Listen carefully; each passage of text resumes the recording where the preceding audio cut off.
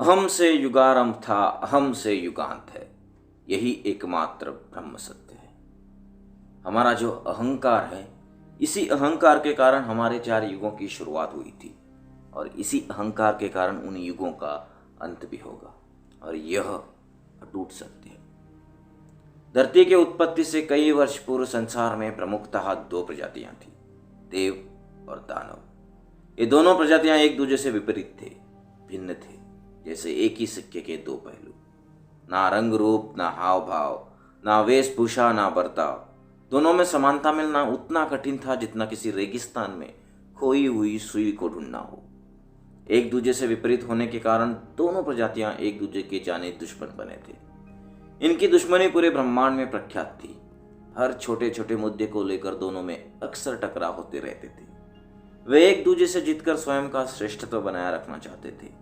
इसी प्रयास में दोनों प्रजातियों में अहम भाव की उत्पत्ति हुई।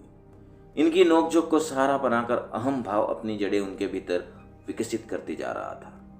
एक दिन वे जड़ें इतनी मजबूत हो गई कि देवासुर वाद विवाद महासंग्राम के रूप में परिवर्तित हुआ, जिसे आगे जाकर देवासुर महासंग्राम के नाम से भी जाना गया।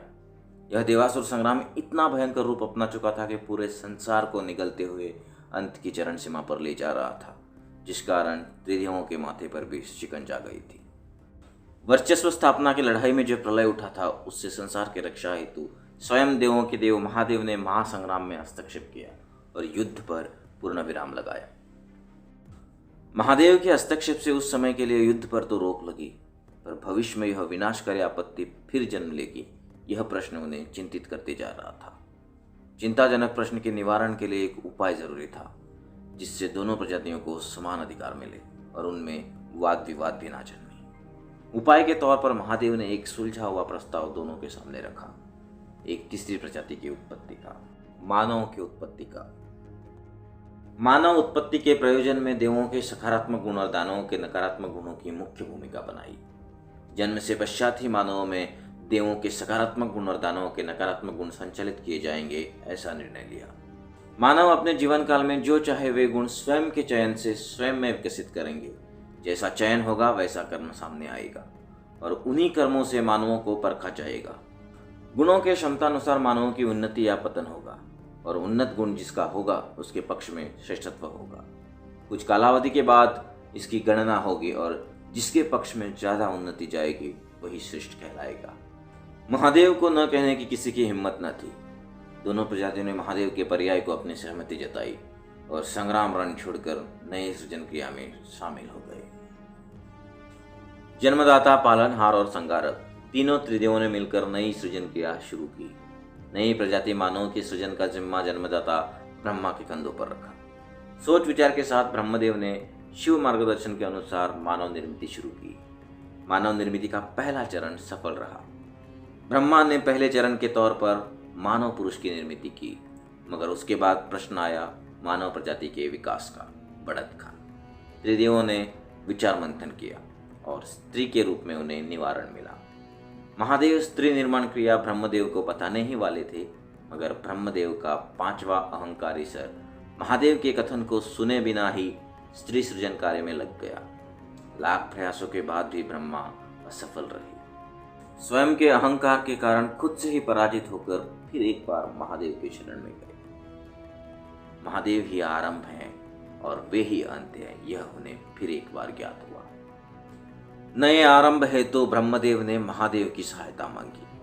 ब्रह्मा के विनती को स्वीकार करके उनके प्रश्न के निवारण के खातिर महादेव ने स्वयं अर्धनारीश्वर रूप धारण किया। महादेव का आधा शरीर पौरुष का और आधा स्त्री का बना। महादेव ने उसी रूप की सहायता से मानव विकास, शुरुआत और अंत की पूरी व्याख्या कथित की। महादेव के कथन से ब्रह्मदेव संतुष्ट हुए और स्त्री पुरुष के रूप में एक नई प्रजाति की निर्मिति हुई और उसके बाद मानवों के निवास हेतु पृथ्वी की उत्पत्ति की गई। नई प्रजाति और उसका निवास बनाया गया। सब कुशल मंगल हुआ, मगर देव और असुरों ने अपने निजी स्वार्थ को देखते हुए श्रेष्ठत्व का परिणाम घोषित किए जाने वाले समय को जानने की इच्छा त्रिदेवों के सामने रखी।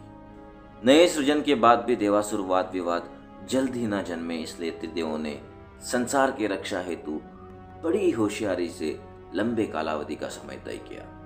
सुनिश्चित कालावधि को 4 युगों में विभाजित किया, सत्ययुग, त्रेता युग, द्वापर युग और कलयुग, और कहा इस पूरी कालावधि के अंत के बाद धरती और मानव प्रजाति पुनः संसार में विलीन हो जाएगी और उसके बाद ही श्रेष्ठत्व की गणना की जाएगी और परिणाम जाना जाएगा। सारे प्रश्नों के उत्तर ढूंढकर नए सृजन की निर्मिति सफल हुई और त्रिदेवों के सोच अनुसार संसार में एक नए जीवन ग्रह की रचना की गई, जिसे मृत्युलोक भी कहा गया। त्रिदेवों ने नए रचना के दौरान ही उसके अंत का प्रारंभ भी किया। जिन देवासुर गुणों के संग्रह से नए सृजन की उत्पत्ति की, उन्हीं गुणों में विनाश का कारण बनाने वाला अहम गुण भी मानव में संचारण किया गया। जिस गुण के जड़ विस्तारण से देवासुर संग्राम जैसे प्रलय की निर्मिति हुई थी, उसी गुण को अंत का भी कारण बनाने के लिए मानव में संचारित किया गया और जैसे आरंभ वैसे ही अंत को तय किया गया। आज तक संसार के 3 युग समाप्त हो चुके हैं और चलने वाला युग अंतिम और प्रबल युग कलयुग है, जिस युग का अधिपति दानव कली है।